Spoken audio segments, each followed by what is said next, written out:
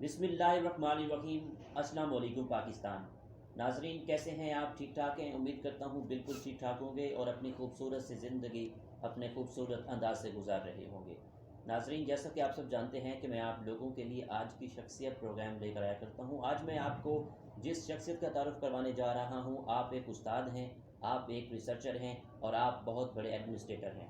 Professor doctor مخدوم خالد خورشید صاحب ہمارے ساتھ موجود ہیں، chairman department of education BZU university Multan. آج ہم آپ سے ریسرچ کے حوالے سے بات کریں گے اور کلچر کے حوالے سے بات کریں گے اور آپ کی ذاتی لائف کے حوالے سے بات کریں گے۔ السلام علیکم ڈاکٹر جی صاحب۔ وعلیکم السلام جناب۔ کیسے ہیں آپ؟ اللہ کا شکر۔ بہت شکریہ، آپ نے ہمیں قیمتی آپ کا ٹائم بھی دیا۔ شکریہ، آپ نے مجھے انوائٹ کیا۔ سر اگر ہم تعلیم کے حوالے سے بات کریں تو آپ نے اپنی ابتدائی تعلیم کہاں سے حاصل کی؟ آپ کا تعلیمی سفر کیسے رہا؟ بڑا میرا وارسٹائل ہے تعلیمی سفر، اور یہ ملتان سے شروع ہے، ملتان پہ ختم ہے، پوری دنیا اس میں شامل ہے۔ تو ٹھیک سر۔ 8ویں کلاس تک میں مسلم ہائی اسکول ملتان میں پڑھا ہوں۔ ٹھیک سر۔ پھر میرے والد صاحب میلسی میں ہیڈ ماسٹر ہو گئے ہائی اسکول کے، تو میں نے میٹرک میلسی سے کیا۔ پھر میں نے FSc BSc بورے والا وہاڑی سے کی، اور MSc فزکس پنجاب یونیورسٹی کے اندر کی میں نے۔ ٹھیک سر۔ اور اس کے بعد پھر میں ملتان آ گیا، وہاں سے پھر میں نے M.Ed کیا، پھر میں نے پہلے B.Ed کیا، پھر M.Ed کیا اوپن یونیورسٹی سے، پھر M.Ed ریگولر BZU سے، جہاں میں آج کل ماشاءاللہ چیئرمین ہوں۔ اور اس کے بعد پھر میں نے M.Phil کیا اپنے ہی شعبے سے، ڈپارٹمنٹ آف ایجوکیشن سے، اور پھر PhD کا جو پورشن ہے میں نے اپنے شعبے میں کیا۔ پھر میں نے گلاسگو یونیورسٹی UK میں کمپلیٹ کیا جا کر۔ ٹھیک سر۔ اور اس کے بعد پھر بہت سی ٹریننگ ہے پوری ورلڈ میں، یعنی سویڈن بھی پڑھتا رہا ہوں میں، اور امریکہ بھی ٹریننگز لی ہیں۔ اور پچھلے سال کرنٹلی میں یونیورسٹی آف ونڈزر میں نے ایز اے فیکلٹی جوائن کیا ایز اے وزٹنگ، تو وہاں پر بھی ریسرچ کی میں نے، وہاں جو پروفیسر تھے اور میرا وہاں آفس تھا باقاعدہ، میں فیکلٹی ممبر رہا ہوں یونیورسٹی آف ونڈزر کینیڈا، ٹھیک سر۔ پروونس ontario میں۔ تو ابھی میں سال سے واپس آیا ہوں، تو یہ میرا تعلیمی سفر ہے۔ ہاں اس میں یہ کہ میں نے CSS بھی کیا تھا 90s میں، اور میرے CSP آفیسر بھی اسٹوڈنٹ ہیں میرے کافی، اور میں نے پہلے FSc میں بہت میرا کنٹریبیوشن ہے، کوئی میں نے 13 سال پڑھایا بھی، سی اکیڈمی چلائی جس میں کوئی 100-150 ڈاکٹر ہیں، اور اس میں 21 میڈلسٹ ہیں اس وقت، یعنی پوری ورلڈ میں میرے اسٹوڈنٹ ڈاکٹر ہیں۔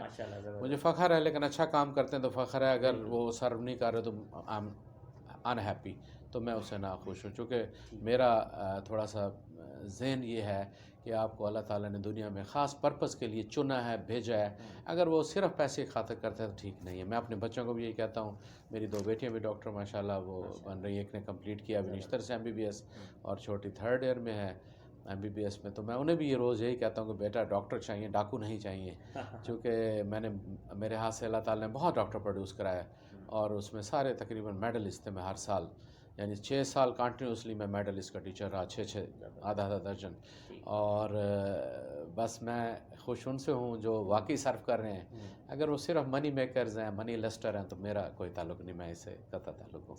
ڈاکٹر صاحب یہاں پہ یہ پوچھنا چاہوں گا کہ آپ کا PhD کا تھیسس کس موضوع پر؟ ہاں جی، میرا چونکہ ایریا سائنس ہے، بعد میں سوشل سائنسز میں آ گیا، تو پہلی میری MSc فزکس ہے، پھر میں نے ایک MCS بھی کیا ملتان سے، تو اور پھر میں چونکہ آرٹس اینڈ سوشل سائنسز میں آ گیا، تو میرا کمبینیشن ہے PhD پر یوز آف ICT، یعنی information and communication technology use teaching of physics پر ہے، سیکنڈری اسکول ٹیچر کے اوپر۔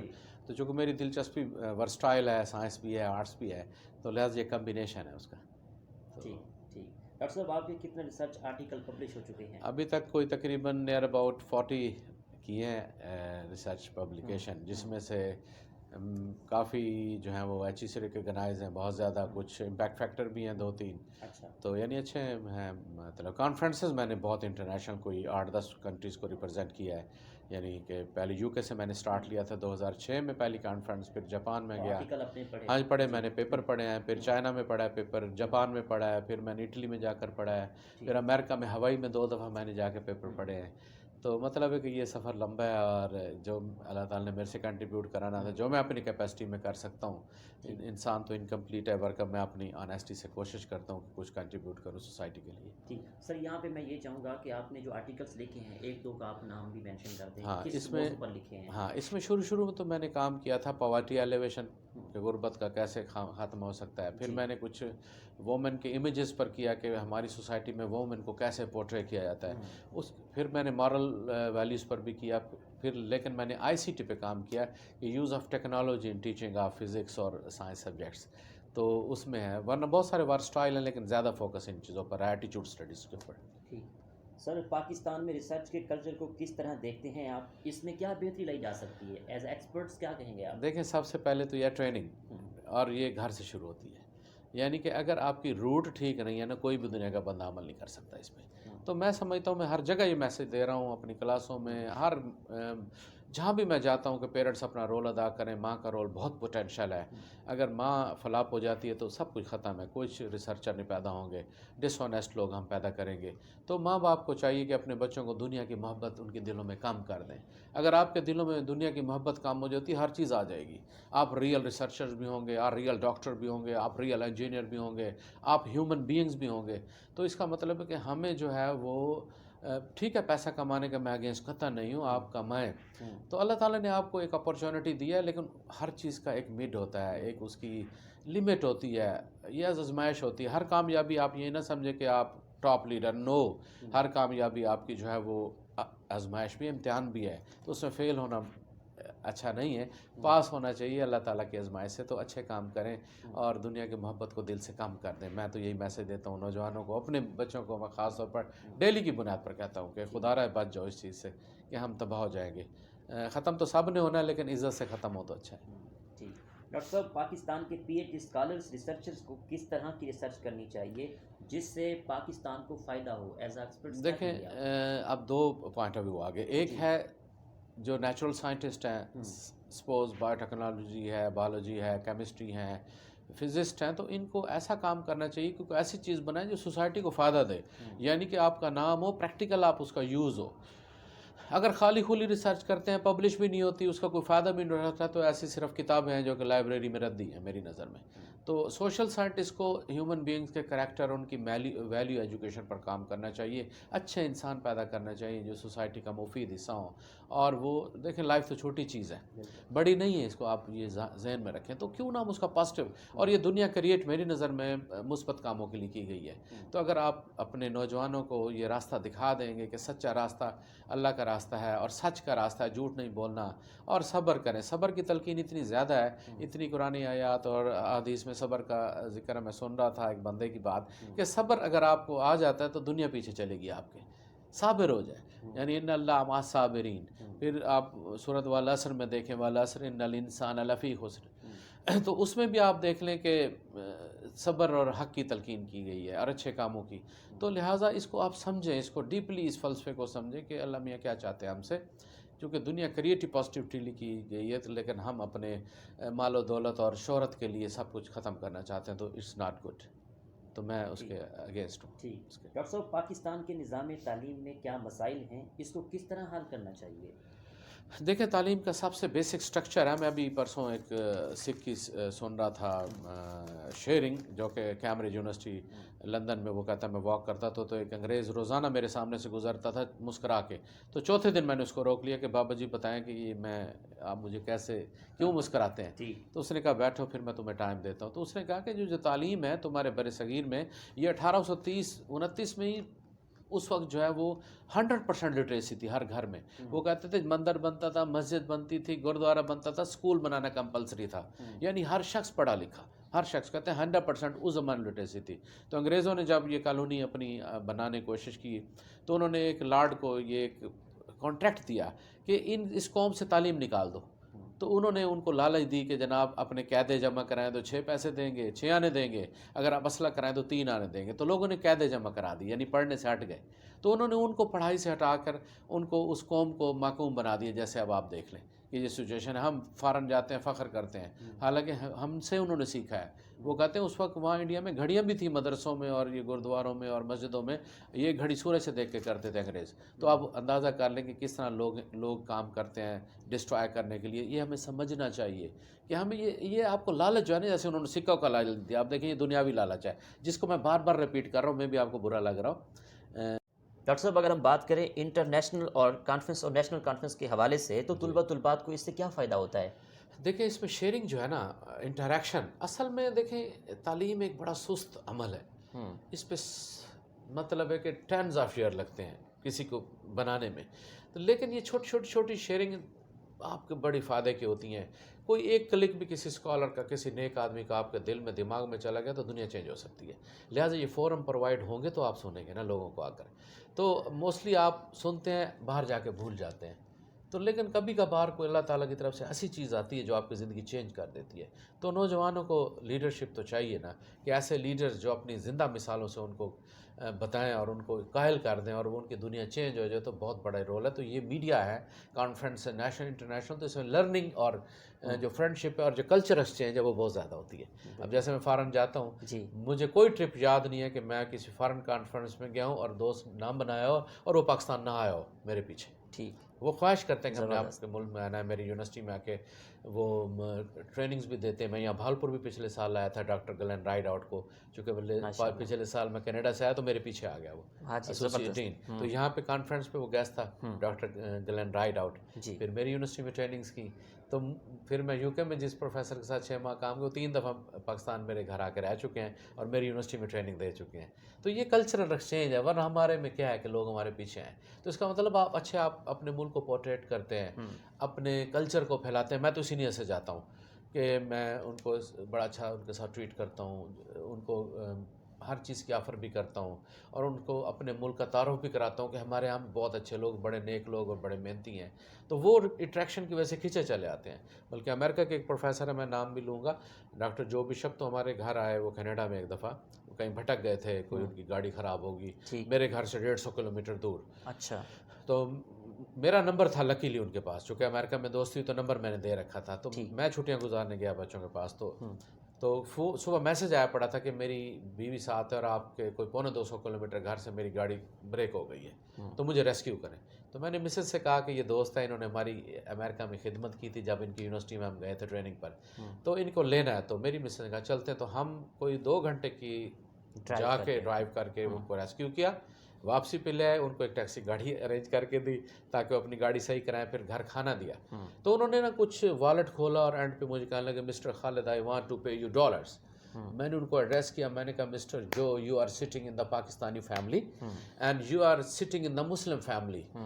وی love our guest, it's honour for us, please keep your wallet in your pocket.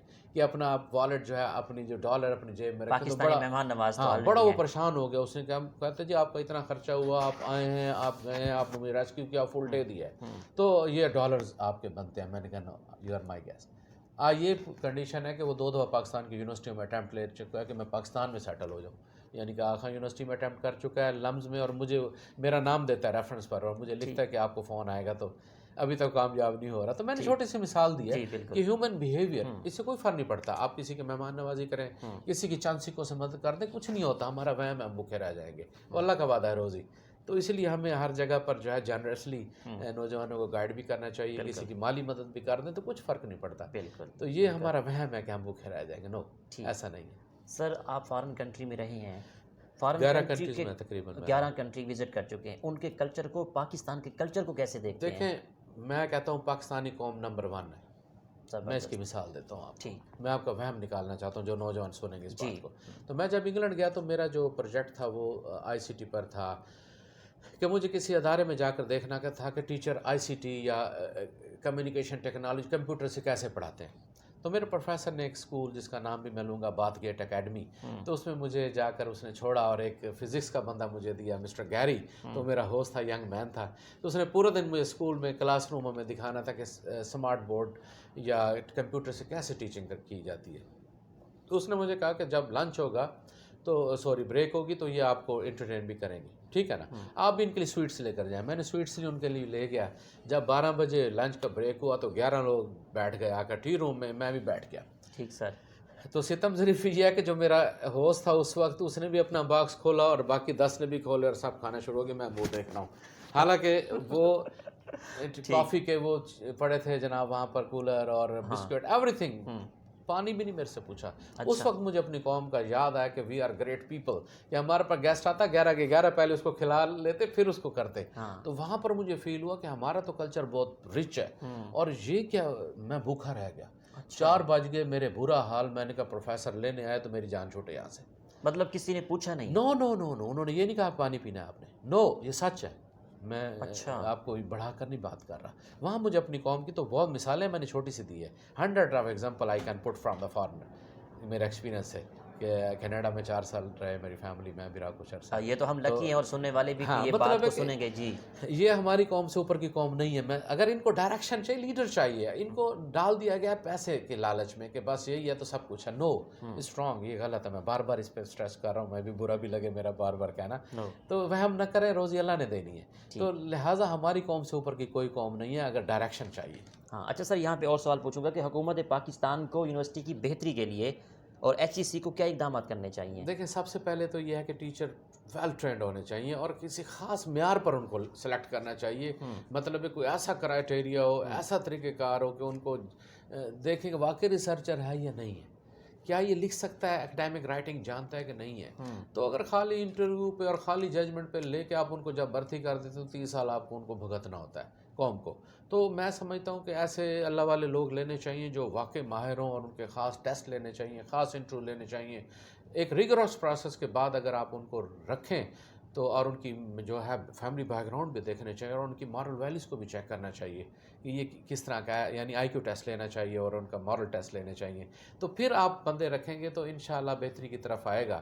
تو ورنہ جو ہم سلیکٹ کرتے ہیں بڑا مشکل ہے. اب آپ دیکھ لیں ہماری سوسائٹی میں ہر مہینے آپ اخبار اٹھا کے دیکھ لیں، کلرک احتجاج، اسکول ٹیچر احتجاج، روڈ پہ ہے، پڑھائیں گے کب؟ کبھی انہوں نے یہ بات نہیں کی تھی کہ تعلیم کی بہتری کے لیے احتجاج کر رہے ہیں. نو منی، تو سارا دن منی. تو یہ چیز ٹھیک نہیں ہے. میں سمجھتا ہوں کہ چلو منی کے میں اگینسٹ پہلے بھی کہا میں نہیں ہوں. اپنا کام تو حق حلال سے کریں. کہ جب ہم آتے ہیں اتنی لیوش ہمارے آفسز ہیں، اتنی ہیوی سیلری لیتے ہیں، ٹھیک ہے، اتنا کچھ کرتے ہیں اور پھر اکڑ کے بھی بیٹھ جاتے ہیں اسٹرانگ. یہ بے ایمانی ہے. میں سمجھتا ہوں کہ ہم پبلک کے سرونٹ ہیں، ہمیں پبلک کے لیے کچھ کرنا چاہیے، نہ کہ ہر وقت پبلک سے ہی مانگتے رہنا چاہیے. آپ کے گھر کا ملازم روز پیسے مانگنے شروع کر دے، آپ نکال نہیں دیتے کہ کیا مصیبت لڑ گئی ہے. تو ہمارا بھی یہی حال ہے. ہم پبلک سرونٹ ہیں، ہمیں سرو کرنا ہے ہر طریقے سے. ڈاکٹر صاحب یہاں پہ اور پوچھوں گا سوال کہ آپ ایک استاد بھی ہیں، ریسرچر بھی ہیں اور فارن کنٹریز کی وزٹ بھی کر چکے ہیں، تو ایک اچھے استاد میں کیا کوالٹیز ہونی چاہیے، کیا دیکھتے ہیں آپ؟ دیکھیں، سب سے پہلے تو استاد ایسا ہو کہ ماں باپ بھی نہ ہو ایسے، اتنا اچھا ہو. یعنی بچہ آ جائے تو ان کو آن کرے، وہ سمجھے میرا ہے یہ. یعنی جب اگر آپ کسی کے بچے کو اپنا بچہ بنا لیں گے تو بات ختم ہو جاتی ہے. پہلی بات یہ سنسیئرٹی. دوسرا، پروفیشنل جو آپ کی ایتھکس ہیں اور جو پروفیشنل نالج کی جو ایک جسے کہتے ہیں نا اپنے آپ کو بھرنا ہے، اس پہ آپ پڑھتے رہیں. یہ نہ رکنے والا عمل نہیں ہے. اب تو ٹیکنالوجی کا دور ہے، سنگل کلک پہ اتنی چیزیں آ جاتی ہیں کہ آپ کو کسی کے پیچھے جانے کی ضرورت ہی نہیں ہے. تو اپنے آپ کو اپ گریڈ کریں. اسٹوڈنٹ آگے نکل رہا ہے، ٹیچر پیچھے جا رہا ہے، تو آپ کیسے پڑھا سکتے ہیں؟ اگر ٹیچر کی اسٹوڈنٹ کی ٹیکنالوجی آپ سے بہتر ہے اور ٹیچر کو کمپیوٹر چلانا نہیں آتا، کیوں پڑھائے گا ٹیچر کلاس میں؟ نہیں پڑھانا چاہیے. Very simple logic. تو استاد کو نالج میں اچھا ہونا چاہیے، اسٹوڈنٹ اس سے لرن کرے. اگر اسٹوڈنٹ ہی اسے تک اچھا ہو جاتا ہے اور نالج میں بڑھ جاتا ہے، ٹیچر کیوں اسٹیج پہ جا کے ڈائس پہ کھڑا ہوتا ہے پڑھانے اس کو؟ Why? It's a question. That's good sir. Sir, corona virus کے اس ماحول میں یونیورسٹی تعلیم کس طرح جاری رکھ سکتی ہے؟ دیکھیں، یونیورسٹی کے پاس جو کرونا کی سچویشن ہے وہ تو آن لائن ہے، لیکن آن لائن میں بھی ٹیکنالوجی ہے. اگر آپ ٹیچر کو ٹریننگ نہیں دیتے، جیسے میں نے اپنے ہر ٹیچر کو بلا کر اپنے دفتر میں ان کو میں نے گوگل میٹ سکھا دیا کہ انٹریکٹیو ہے، ایسے جیسے آپ میرے سامنے بیٹھے. موسٹلی لوگ واٹس ایپ یوز کر رہے ہیں. WhatsApp is not a media. اس پہ تو آپ صرف اپنی جو ایک گفتگو ہے اس کو ٹیپ کر کے وہاں سینڈ کر رہے ہیں. بالکل. وہ آپ سے ریئل ٹائم میں سوال نہیں کر سکتا. لیکن گوگل میٹ یا زوم، یہ آپ آمنے سامنے بیٹھے ہوتے ہیں، آپ گفتگو کر سکتے ہیں جیسے کلاس میں سوال ہوتا ہے. تو اس سے کچھ کمپنسیشن ہو سکتی ہے، لیکن ریئل کا مقابلہ نہیں ہے. یہ ورچوئل از ورچوئل، تو ریئل از ریئل. لیکن پھر بھی یہ میڈیا یوز کرنے چاہیے، گوگل میٹ اور زوم. سر، آپ بہاولپور پہ آئے ہیں کانفرنس ہو رہی ہے اسٹیمپس کے حوالے سے، تو اس حوالے سے آپ بہاولپور کے حوالے سے بات کیا کرنا چاہیں گے؟ آئی یو بی کے حوالے سے بات کیا کرنا چاہیں گے؟ دیکھیں، بات یہ ہے کہ مجھے اپنے خاص طور پر سارے علاقوں سے پیار ہے اور لوگوں سے خاص طور پر، اور ہم ریپرزینٹ کرتے ہیں پورے پاکستان کو. تو اس میں نہ کوئی لینگویج بیریئر ہے میرے لیے، نہ کوئی ذات پات، کسی کو نہیں میں یعنی کنسیڈر کرتا. میرے لیے عوام جو ہے وہ پیاری ہے، چاہے وہ گلگت کی ہو چاہے وہ بہاولپور کی. آئی لو دیم. تو میرے لیے بہاولپور آنا بہت مجھے اچھا لگتا ہے آنا، اور یہاں رچ کلچر ہے یہاں کا. ادب کے حوالے سے بات کروں تو ادب سے کس حد تک لگاؤ ہے آپ کو؟ ادب سے میرا لگاؤ اتنا زیادہ تو نہیں رہا، لیکن جب FSC میں کر رہا تھا تو اس ٹائم میں بہت شعر یاد کرتا تھا تاکہ میرے ایسے میں نمبر زیادہ آ جائیں، اور میں بڑا سکسیسفل تھا. میں نے شعر یاد کرنے بڑے اچھے اچھے اور دوستوں کو سناتا، ریفلیکٹ کرتا تھا، اس سے مجھے حفظ ہو جاتے تھے. اردو میں نے سمجھے قسم کا بورڈ میں میری ٹاپ ہی پوزیشن ہوگی اگر میں اس کو ریسرچ کروں تو. وہ میں 146 اس زمانے میں لے گیا، آج سے 35 سال پہلے جب 120 لوگ لیتے تھے. تو ادب میں اس وقت میری دلچسپی تھی، میں بہت شعر یاد کرتا تھا. باقی میں اتنا بادب تو بے ادب نہیں ہوں، تو با ادب ہوں، لیکن وہ اس طرح کا ادب میں دعویٰ نہیں کرتا. یہاں پہ اگر کوئی شعر سنانا چاہیں تو شعر میں سمجھتا ہوں کہ ایک غالب کا شعر یاد ہے اس زمانے کا جو میں کوٹ کرتا تھا کہ ہم نے مانا کہ تغافل نہ کرو گے لیکن خاک ہو جائیں گے ہم تم کو خبر ہونے تک. ہاں جی، ہاں، زبردست زبردست. سر ہاں شعر میں ضرور سنانا چاہتا ہوں. ہاں پنجابی ادب میں نے پڑھا ہے CSS جب پنجابی سنائیے جناب. تو اس پہ 2-3 شعر ہیں جنہوں نے میری زندگی چینج کی، وہ میں سنانا چاہتا ہوں. جی سنائیے. تو اس میں حضرت داتا گنج بخش کا ہی ہے اگر میں غلط نہ ہوں تو پہلا شعر تھا کہ روٹی میری کاٹ دی، روٹی میری کاٹ دی، کاٹ مین خشک روٹی، لاوڑ میری بھوک کہ میری بھوک اتار دیتی ہے، جنہ کھادیاں چوپڑیاں گھنے سین گے دکھ. یہ وہی بات آ گئی کہ دنیا کی محبت کہ جو دنیا کی محبت میں پڑ جائیں گے ان کو دکھ ہی آئیں گے. اور ایک اور شعر تھا ان کا کہ کوٹھے منڈپ ماڑیاں اس رہندے بھی گئے، یعنی محلات تعمیر کرتے گئے، کوڑا سودا کر گئے، کوڑا مین جھوٹا، گوری آن پے کہ آخر میں تو آپ نے قبر میں جانا ہے. تو ساری زندگی انسان مال بنانے پر لگا رہا اور اپنی قبر کو بھول گیا. تو یہ مجھے شعر جب میں نے 90 میں CSS کیا اور پنجابی میں نے آپٹ کی تو ان 2 شعروں کو میں آج تک حافظ ہوں. اس کا آپ دیکھ لیں 30 سال ہونے کو ہے. اور مجھے یہ جو ہے نا بابا فرید اور حضرت گنج بخش اور میاں محمد بخش ان کو میں نے پڑھا ہے، مجھے یاد آ گیا اور مجھے بڑا اپیل کرتے تھے ان کے شعر جو ہے، میں ان کو پریکٹیکل لائف میں اس کو کرتا بھی یوز بھی کرتا. جی سر یہاں پہ میں ایک اور سوال بہت انٹرسٹنگ پوچھنے لگا ہوں آپ سے. آپ کی اس کامیابی کے سفر میں اساتذہ کا، دوستوں کا کتنا ساتھ رہا ہے؟ میں چاہوں گا مینشن کریں آپ. یہ سوال بڑا کریٹیکل ہے. میں سمجھتا ہوں کہ ایبسلیوٹلی نہ آپ کسی کو ڈینائی کر سکتے ہیں نہ کریڈٹ دے سکتے ہیں. یہ بڑا کمپلیکس ایک سوال ہے، لیکن پھر بھی میں ٹریڈیشنلی اگر کہوں تو ظاہر ماں باپ کی دعا تو پہلے ہے. بالکل ٹھیک ہے نا، پھر دوستوں کی، پھر آپ کی جو لائف پارٹنر بنتی ہے اس کا بہت بڑا رول ہے. میں سمجھتا ہوں کہ میری مسز کا مجھے پش کرنے میں بڑا ہاتھ ہے اور میں بھی اس کو پش کرتا گیا. میں جب ہماری شادی تو ہم دونوں ماسٹر ڈگری تھے، میں ایس سی فزکس تھا، میں اکنامکس تھی.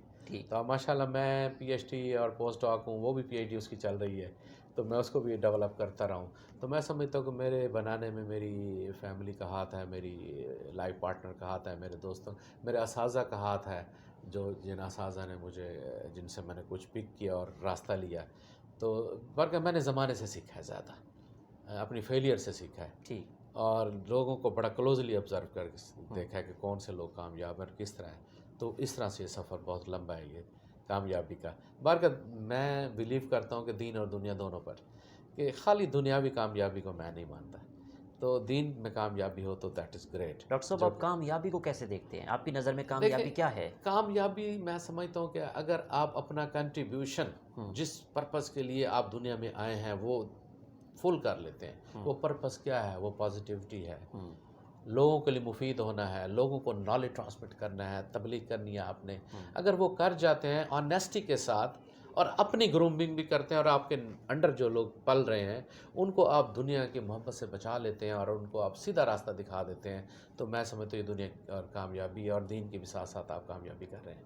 تو چیریٹی کا میں بڑا قائل ہوں کہ آپ کو چیریٹی ضرور کرنی چاہیے. یعنی کہ ایک پڑھے لکھے انسان کو، کسی پروفیسر کو، ڈاکٹر کو جو ہے وہ ایک اچھا انسان ہونا چاہیے، کسائی کی طرح نہیں ہونا چاہیے. میں سمجھتا ہوں کہ آپ دینے والے بنے تو کوئی فرق نہیں پڑتا اس سے. ٹھیک ڈاکٹر صاحب، آخر میں دیکھنے والوں کو، سننے والوں کو آپ کا کیا میسیج ہے؟ ہاں میں خاص طور پر نوجوانوں کو، پہلے میں نے صبر کی بات کی، میں اپنے بیٹے کو روز کہتا ہوں کہ بیٹا صبر پیدا کر لو اپنی زندگی میں. ہر دنیا تمہارے لیے بنائی گئی ہے، دنیا آپ کے پیچھے بھاگے گی. آپ کیوں دنیا کے پیچھے بھاگتے ہو؟ یہ تو بے وقوفی ہے. تو لہٰذا نوجوانوں کو کہتا ہوں صبر کریں. آپ صبر، صرف ابھی میں بات کر رہا تھا کہ صبر یہ نہیں کہ پانی صبر سے پئیں، یہ چھوٹی بات ہے. روٹی صبر سے کھائیں، چھوٹی بات ہے. صبر یہ ہے کہ کوئی برائی کی دعوت دیتا ہے اس کو ریجیکٹ کر دیں، یہ صبر ہے. آج کل میڈیا جیسے آپ کو بری چیزیں دے رہا ہوتا ہے اور ہم اشش کر رہے ہوتے ہیں، واہ واہ واہ واہ آپ جی بڑے اعلیٰ، آپ نے جناب جو ہے جوک بھیجا ہے فلاں ولگر. نو، اس کو ریجیکٹ کر دیں، کیونکہ دنیا نیگیٹیوٹی اور بحث نہ کریں. بحث نہیں، اس کو انکریج نہ کریں، اس کو ریجیکٹ کر دیں، اس کو کلوز کر دیں، اس کو دیکھیں ہی نہ یہ صبر ہے. تو جب نوجوانوں میں اگر آپ صبر کی تلقین کر دیں اور صبر پہ پہنچ گئے تو سمجھے اللہ کو آپ نے ساتھ ملا لیا ہے. ان اللہ مع الصابرین، کہ صبر کرنے والوں کے ساتھ اللہ ہے، کسی انسان کی ضرورت نہیں ہے. بہت شکریہ آپ کا، آپ سے بہت کچھ سیکھنے کو ملا. Thank you very much. شکریہ جناب، تھینک یو ویری مچ. آپ کا بھی، آپ نے مجھے اس قابل سمجھا کہ میں میری گفتگو کو آپ کیچ کر سکیں. Thank you. Best of luck. Thank you sir. جی تو ناظرین، آپ نے آج کی شخصیت پروگرام سنا. اسی کے ساتھ اپنے میزبان احمد محمود کو اجازت دیجیے. اللہ حافظ، اللہ نگہبان. پاکستان زندہ باد.